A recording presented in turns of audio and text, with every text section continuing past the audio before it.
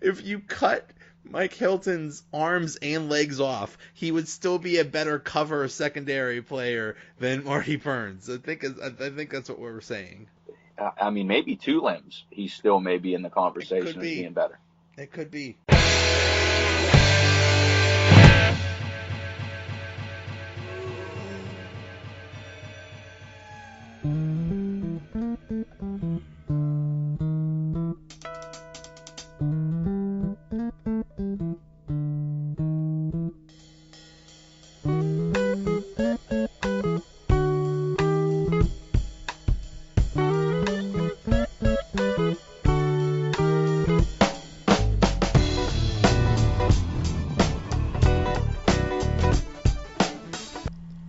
Hello, welcome to another midweek edition of the Donut Bag. How are you? This is a very special edition of the Donut Bag because finally hockey season is here, and I have a Penguins season preview with Jessie Marshall from The Athletic and Dan Kingerski from PittsburghHockeyNow.com. I also preview the Steelers-Falcons game with Falcons superfan Angie. I talked to Dan, who is the commissioner of this fantasy football league, and he is maybe the most involved commissioner of any fantasy football league in the country. And I discuss Week 5 in the NFL with Coach Warzu. All right, let's get this going. Okay, now for a little hockey talk, I have Jessie Marshall of The Athletic on. Jessie, how you doing? Doing well tonight. How are you? I'm good and surprised. The whole Tom Wilson thing, getting 20 games, the suspension, that really surprised me. What do you think? I didn't expect him to get it right, to be honest with you. So I guess we agree on that. I thought that the max he was going to get was 10. So I'm pleasantly surprised. And I think that if you want to make a statement right out of the gate, right on the cusp of the season, this is the way to do it. And I think consensus would say that this is not far-fetched by any stretch of the imagination, considering the fact that he was suspended 3 times last year and probably should have been suspended a 4th. So for me, to see the league finally make a statement, I just feel like this is a conversation we should have had 3, 4, 5 years ago. Yeah, and that's, I mean, the player safety mentioned that I think they said like 4 suspensions. This will be 4 suspensions in 105 games or something like that, which is insane. I remember at one point just putting together all the clips of him doing dirty hits on people, and I came up with a dozen easily, and I'm sure there's a lot more than that. I mean, he just doesn't get it. So yeah, maybe it was a perfect timing thing of it's the beginning of the season and you want to establish that this won't be tolerated anymore. But it's just it's amazing. But yeah, that definitely does send a message. I'm surprised they got it right. The thing is too is, I mean, we all joke about Tom Wilson and the role he plays on the Capitals.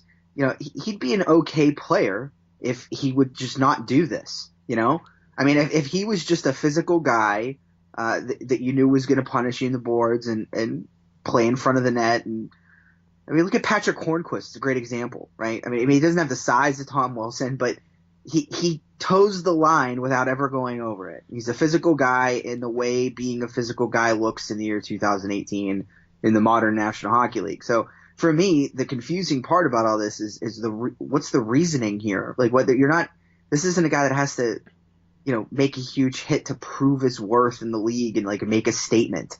This isn't somebody whose spot in the lineup is not a sure thing. I just don't understand where this gross lack of respect for your fellow player comes from. It doesn't make any sense to me. That's the thing. He's not just a goon. I mean, wasn't he on their number 1 line? Yeah, sure. That last year, yeah, absolutely. He filled a huge role for them inside their top 6. Last season. It was really crucial on the penalty kill for them as well. So this isn't a one-dimensional, if I'm drafting my own team, Joe, I'm not taking Tom Wilson, but, you could do worse. I mean, that's just honest to goodness truth. I think you could do worse. The contract is probably a little bit out of hand, but hey, he's not in charge of that. I mean, for me, if there's potential there for him if he can pull a Matt Cook and clean it up. I guess this suspension in that sense is the turning point for him. I mean, if the stuff continues and he comes back and gets suspended again right away, the Caps are going to have to cut ties with him sooner or later. Yeah. I mean, even Matt Cook, yeah, he did change a little bit, but then, I think he ended up taking out somebody's knee or something like that. If he just would alter his game a little bit, and instead of headhunting, just deliver solid body checks, he would be a force. I mean, kind of like Scott Stevens. I remember Scott Stevens just destroying people. I don't remember him headhunting or I don't know, maybe it was a different time, but he has a potential to be just even if he didn't score much, just being a dominating physical force.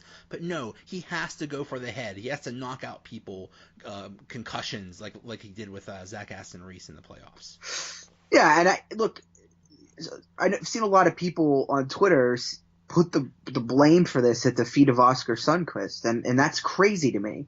And look, everybody knows you shouldn't skate, down the middle with your head down. I mean, that we know that, right? That's hockey 101. But just because somebody doesn't give you a license to blindside light them up. I mean, look, in that situation with this hit in particular, the one that's got him the 20-game suspension, if he comes in and puts his shoulder into a guy's chest, right, or hip on hip, anything legal, that's fine. I mean, nobody's saying you can't hit people in the neutral zone or at the blue line. What they're saying is stop doing it into the head. Like that's really what the key here is. And I think that something that he also does that probably for me doesn't get enough airtime is he leaves his feet a lot. And that's dangerous when you have his height. You get into these weird discussions about semantics with people. They're like, well, his feet are in the air because it's the momentum of the hit launched him. I'm like, come on, look, he left his feet. Like, let's not, yeah, that's how gravity works. And I just, for me, again, it's just another example of how far it goes sometimes. It's just being way too much. And the other thing that surprises me is, I mean, there's always a thing with players like this. It's like, well, if he was on your team, you'd love him. And, I mean, the Penguins did have Ulf Samuelsson, who was pretty dirty in his own way. But, the way Caps fans are defending this and are angry that it's 20 games, I just don't get that. I've tried to stay away from the reaction tonight for the most part. I've seen some stuff on Twitter here and there, but yeah, I mean, it's a tough thing to defend, and nobody knows about wrestling with that more than Penguins fans. I mean, and there was a time, think about this too, Jed, like we think about Brooks Orpik now, right? But there was a time where, Brooks Orpik had the Eric Cole hit he was dealing with, right? I mean, there were incidents surrounding a young Brooks Orpik that kind of muddied the waters, I think, even on him a little bit for a while. So there's a right way and a wrong way to go about it, though, and I just like we said, I don't see any step towards improvement here. He's at a crossroads. You're right. If he continues to play this way, he's going to play his way out of the league.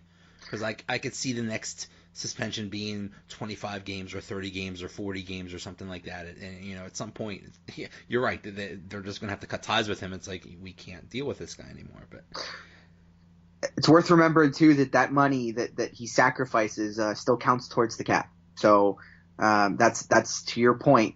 Teams are going to be wary of wanting to invest in a player that's get taken away their cap space and not giving them a whole lot in return. Yeah, and he did just sign a pretty big contract. But enough about that dummy. The Penguins, I'm so optimistic about them. And when you look at them a year ago, they had so many holes and so many questions. Well, not too many holes, but third and fourth line center was a disaster. Backup goaltender was a disaster. And now they just look like they've filled all the holes and they're just completely loaded. Yeah, I mean, you got to consider that last year going into opening night, Greg McKegg was center in the third line for the team. Yeah, I call him Keg McKegg. Yeah, hey, that to me says everything you need to know. The difference between Derek Brassard and Riley Sheehan and Carter Rowney and Greg McKegg is one of great importance for this hockey team. And they're not going to go out and wow people in free agency and trade deadline anymore. I mean, I think that, now that Brassard's here, their ability to do that will be a little bit more compromised. It's just going to be about little tinker moves and retooling. But it's crazy to me how this team, I guess it's a what have you done for me lately business, because I feel like they're an underdog right now almost. They're just not being talked about at all. And maybe that's people aren't considering them interesting because they have a standard of expectation around them now, and you kind of expect them to not only easily qualify for the playoffs, but to get to at least that second round matchup, and that makes things less interesting by a result. But I feel like a lot of people are sleeping on the Penguins right now, and that may be something ultimately that works right to their detriment. It's because the Toronto is the sexy pick, or maybe Tampa, maybe Boston. I don't get it. You're right. I mean, you're talking about the team that won the Stanley Cup twice in a row just a couple of years ago. So it's not like they suddenly stink and they're loaded. I'm just looking at predictions from other people, and all I'm seeing is Toronto, Boston, or Tampa Bay. Yeah, and you got to consider the Maple Leafs. I mean, look what they did this year was great, and some of the characters that they've brought in, and especially John Tavares that's huge. But who's playing defense, right? Exactly. I get that's you're going to get the benefit of having John Tavares on your team, but you're going to have to start winning some games, 5-4, 6-5. I mean, it's for that reason it was an interesting. From a marketing perspective, it's phenomenal. But that team has holes, and for that matter, I mean, look, I treat Tampa right now the way I treated Washington going into last year, and until you do it, it's time to crap or get off the pot here, really. So that I to not be a homer, I did pick Tampa as my cup darling for this year. Okay. But I think that any series between them would be a coin flip between them and the Penguins, and more often than not, when you put the Penguins in coin flip situations, they just have a knack for pulling them off in a row. I mean, they've ridden some seriously lucky streaks, and that's not to discredit them, but things have fallen their way when they've needed them to. You have to have that element. I mean, that's part of being a champion, and I always take the Penguins in that coin flip because their track record says they pull off the unthinkable quite often. It's just something in the playoffs. It's like a whole different season. It's like a whole different mentality and style of play. And yeah, I mean, it's a little scary because some of those big playoff heroes like Bonino aren't here anymore. But still, yeah, I'm not counting out any team. I think another factor is I think Sidney Crosby is just dying to get back in the Stanley Cup final again, and I think he's going to be hungry as hell. And I think not just him, Malcolm, maybe the whole team. They know what it takes, and I think last year they were a little tired or whatever, but I think they're very hungry this year. Look, and people say, so they hate losing, that goes without saying, but no, they really did. I think that this summer was agonizing for them. I mean, in one sense, it was nice to recharge the batteries, and I think just about everybody said that. Having that extra time off, you forget how far of a way that can go to keeping you healthy and your conditioning up, and et cetera, et cetera. So that, that was the first thing a lot of people went to. But, there are a lot of players that just outright said, look, I didn't even watch the final. I couldn't stomach it. It wasn't, I didn't want to see that. And I think that speaks volumes to me. And I think there's just a business-like atmosphere to this camp in this preseason that maybe didn't exist a year ago.